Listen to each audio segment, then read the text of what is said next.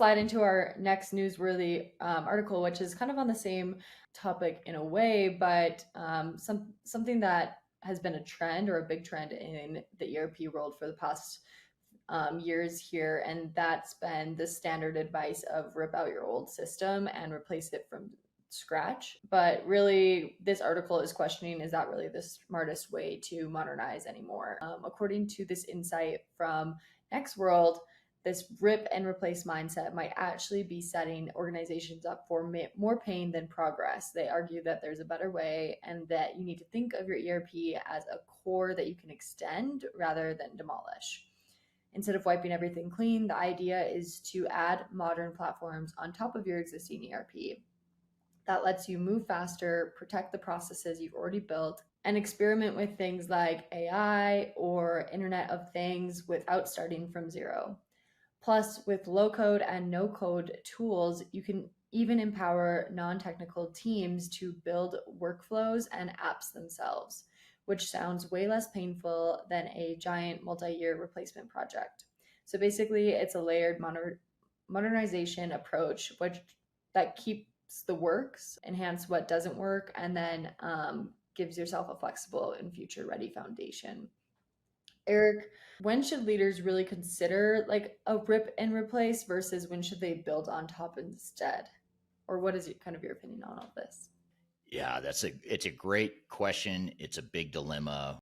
It's something we are going to unpack in more detail with our guest today, with Greg Benton here after the next break. But in the interim, I'll give you sort of a summary response, and that is, first of all, if you talk to software vendors, ERP software vendors in particular, they're going to tell you, oh, absolutely, you need to rip and replace because that's the way you get innovation. If you rip out the old system, put in a new one, now you've got cloud enabled, AI driven functionality, blah, blah, blah. Yeah, that's true. But that is a lot of pain to go through.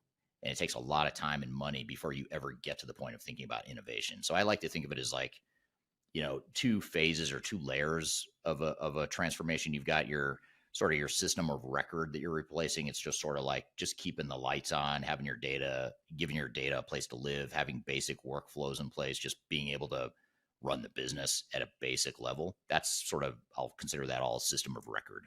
But then system of innovation is where you start thinking, okay, how can we now use AI to make our jobs easier and better? How can we use analytics, advanced analytics? How can we, how can we use some advanced supply chain functionality that we're not taking advantage of now? You need, in one way, you do need that system of record as a base before you can build on that system of innovation or the innovative processes.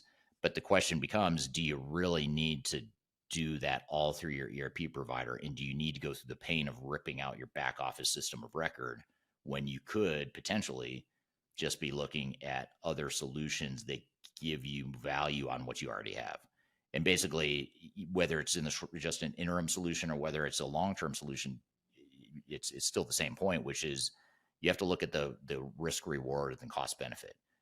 For example, if it's going to cost you, if you're using an old legacy system like SAP ECC or Microsoft Dynamics AX or Oracle EBS or whatever it is. Let's just say you're using older legacy system.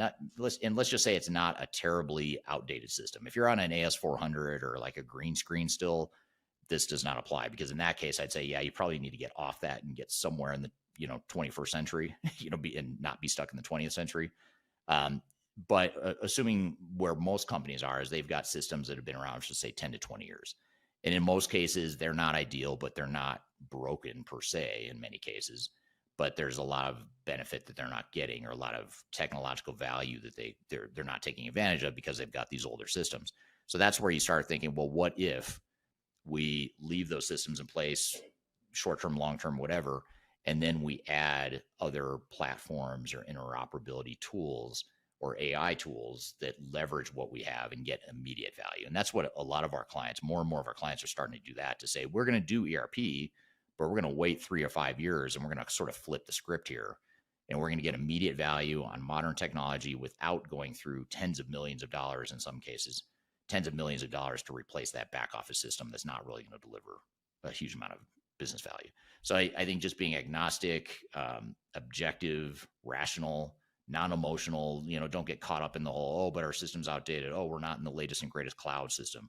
Oh, we've got technical debt, or, Gartner says that we should do this because, the vendors all sponsored they commissioned a report for Gartner to say they should do this.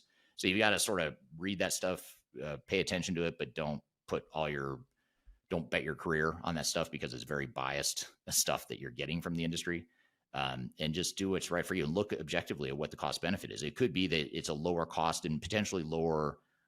It could be lower business value overall, but it might be a higher ROI actually because your cost and risk is much lower if you just go with more of an incremental improvement to what you have. And it may be that it buys you some time to kick the can down the road, and maybe 3 or 5 years from now you start thinking about, okay, now that we've got this value out of this top layer of interoperability or AI or whatever, now we can think about ripping out our old system and replacing it because we're going to have to eventually. So that's the way I'd look at it. Yeah.